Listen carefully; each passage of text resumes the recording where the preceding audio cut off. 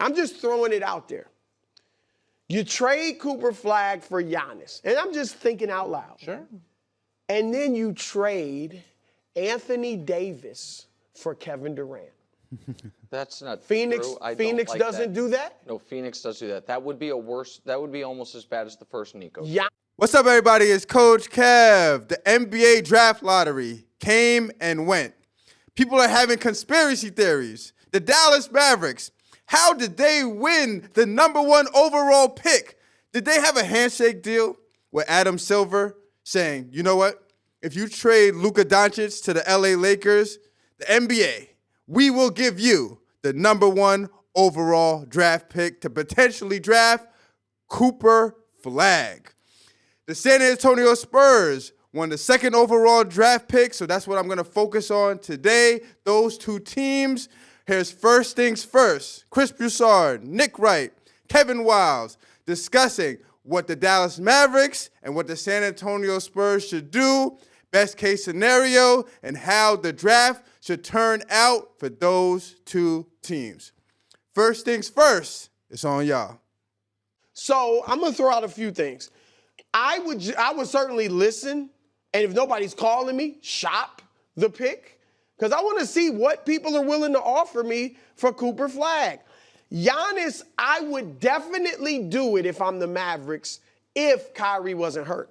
That's what Bob, like if Kyrie were healthy, AD is presumably healthy, and you got Giannis. You want to see what the trade might look like? You did it too. Well, let me. Yeah, I'll let okay, you wait. get to that Yeah, because I wouldn't. Now I'm concerned because Kyrie's hurt. I need a guard if I get Giannis. All right, so that bothers me a little.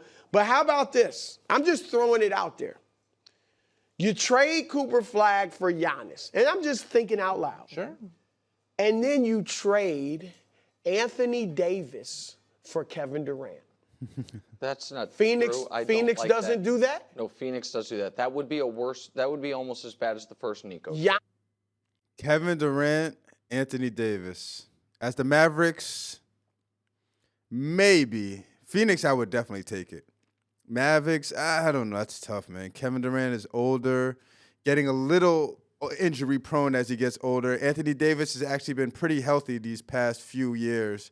He's younger, better defender at this time. I feel like the ceiling for each player right now in their career is much higher for Anthony Davis. As the Mavericks, I wouldn't make that trade. But would it be crazy if the trade was made? Would I be like, oh, the Mavericks are dumb, like it's over? No, they would still, but their window would definitely be shrunken by a lot because KD, I believe, only has a few more years at this high level that he's still playing at.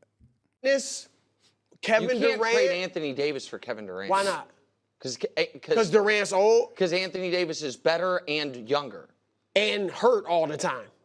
Kevin Durant's not bastion of health. I think, yeah, but he's more so than, and I get it. He is 36. Yeah. He's older. Giannis, Durant, and Kyrie? Pretty good, right? But why? I need a scorer. I need a bona fide bucket with Giannis who can Clay? shoot. That's why Chris Middleton. Durant is still a much better version than Chris Middleton. Oh, yes. But I got shot blockers. But why are you not worried about Kyrie? Why are you worried about Kyrie's injury to trade for Giannis, but not worried about Kyrie's injury to trade for Giannis and Durant? Because if I get, because without Kyrie, with just AD and Durant, Or and just AD and Giannis, I don't have like a great jump shooter. I don't have a ball handler and a playmaker. With Durant, I've got a great shooter and a playmaker. Somewhat, he can bring the ball up and all Nico that. could really just lean into this. Our window is this. The world could. No, it'd be now. Right. It'd be now. It would be going from a 26-year-old to a 36-year-old. Because what if 4 years from now we're like, man, I mean, there's a lot of guys, Zion, Ben Simmons. There's a lot of guys we thought were sure bets. That haven't panned out. This is, to me, I personally think Anthony Davis has. I think you might be able to trade Anthony Davis for a guy like Luka Doncic. So I wouldn't trade him for Kevin Durant. This is what the Spurs, just so everybody knows, this is what the Mavs trade would look like to make it work. Because you can't just trade Cooper Flagg because of the salaries. And I don't think I also think he's going to have such a robust market. If we think the Mavs should try to parlay this into Giannis, you'd have to give up Clay, Gafford, PJ, and Cooper Flagg. I included the Lakers 29 first because The big thing is Giannis came out and said, well, allegedly came out and said, or his people came out and said that he's willing to listen to the potential of going to another team for the first time ever in his career. So that's why they're all making these big trades, thinking about the moves for these teams involving Giannis with the trades. So the Mavericks get Giannis, Bucks get Klay Thompson, Daniel Gafford, P.J. Washington, first overall pick, which is probably going to be Cooper Flagg, and LA's 2029 first round pick. I don't really like Giannis and Anthony Davis on the same team for the Mavs. That's not really. For the Bucks, and even for the Bucks, I probably think I could get a little bit better than this. But I'm not mad at that as the Bucks. They're a little older player. I'm still not mad at that. I'm not mad at that as the Bucks. I still believe I can get a little bit better, but I would take that. But for the Mavs, AD, Anthony Davis, like the spacing on the floor is not going to be excellent. Like I don't like that combination. I honestly wouldn't do it if I were the Mavs, but this is the potential trade, and he put it in the trade finder. If this trade did happen, it would be legit and it would go through. So I don't like it, but it is what it is. I think the Bucks would be able to ask for a lot, but maybe take that out. Brew, you have to include those players. No, I get to for the salary. So if you want, I don't know that I need to throw in the extra pick. Okay, that's fine. So then that's a negotiation. But the top two lines there as far as the Bucks is that would be the offer, and if you're only one I hate losing is Gafford, and you have Lively, and you have in this scenario you have Lively, Giannis, and Anthony Davis, so you don't really need a ton of size. That's what that trade would look like. I think that potentially works. I also think team we're probably going to talk about in a minute also has a potential trade that could work. Just because we talk so much about Cooper Flagg not being on the Mavs, if Tim McMahon says they are going to draft Cooper Flagg, do you think this works when Kyrie is healthy? Yes. Can they? How? I was like, how good? Well, remember, can they be first right of all, away? he's not going. Kyrie's going to miss first half of the season at least. Cooper Flagg, he'll have the ball in his hands when Kyrie's not there. That's their problem. They don't have another playmaker, so Cooper Flagg can play that role. By the time Kyrie gets back, I know he'll be a rookie, but if he's really, we've seen rookies come into the league and be good right away. He won't be a star right away, but if he can give them 17, I think they would have. points, I think next year they would have a round 2 ceiling.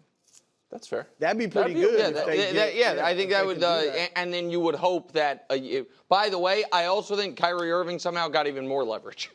If the Mavericks decided to keep Cooper Flagg, so Cooper Flagg, Anthony Davis, Kyrie, and now they have role players like the P.J. Washingtons, like the Daniel Gaffords, the Liveleys. Like now they have the ability to really kind of shop them around to find pieces to build better around those three players. So I think that would potentially, like Nick Wright said, second round probably next year. Next year you're not really looking at a championship contender.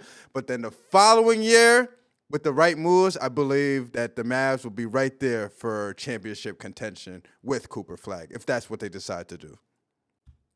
Probably. Like now, because they're trying to, now you can really sell. We're trying to compete right now. All right, we'll quickly move to the number 2 pick. The Spurs had the Rookie of the Year in Wemby, then had the Rookie of the Year in Stephon Castle, and now they have the number 2 pick. Draft boards like Dylan Harper or Ace Bailey, both from Rutgers.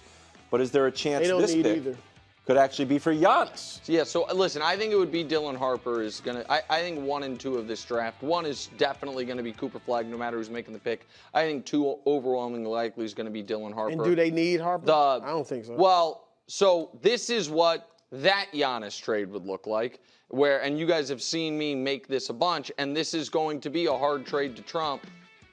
The number 2 pick plus Castle plus those picks. Atlanta's first, Chicago's first, Boston's first in a couple years. And the question, Brew, is this. Now, I like this for the Spurs. You get the Twin Towers 2.0, the new Robinson, Duncan. That's what started this, was they drafted Tim Duncan overall while still having David Robinson, even though he was a little past his prime. But they had the Twin Towers, the 2 bigs, 2 inside presence, and they just dominated the league. And then once Robinson left, built around Duncan, and then just like you guys know, the Spurs became a dynasty. I believe like if they get Giannis matched with Wemby, it will be the Twin Towers 2.0. Same thing. Giannis is only 30, so Giannis has a good maybe 5 years left of high-level basketball. Then after Giannis leaves, you could just continue to build around Wemby. I think this has the ability and the potential for the Spurs to make the new dynasty going into these new next years. The Bucks get Castle, Johnson, Barnes, second overall pick. Atlanta's first. Damn, that's a beautiful haul. As the Bucks, you're talking about I want to reset as a team. I want to start over with a lot of draft picks and young talent. I get the number 2 overall pick, which could either be Ace Bailey or Dylan Harper from Rutgers, both from Rutgers. Stephen Castle, who was just the rookie of the year. And all these picks, that's a beautiful restart if I'm looking at it as the Bucks, and I would rather take this than what the Mavs trade was before.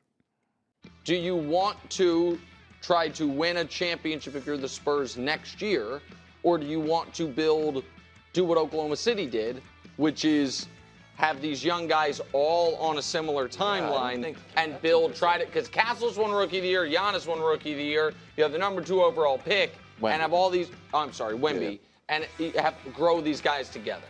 I'm the Spurs, so I want to do what we did before. We teamed Tim Duncan with David Robinson, and we won a championship, 2, and then we won several after that. So, and this is even better because Robinson was on the decline when they won the championship.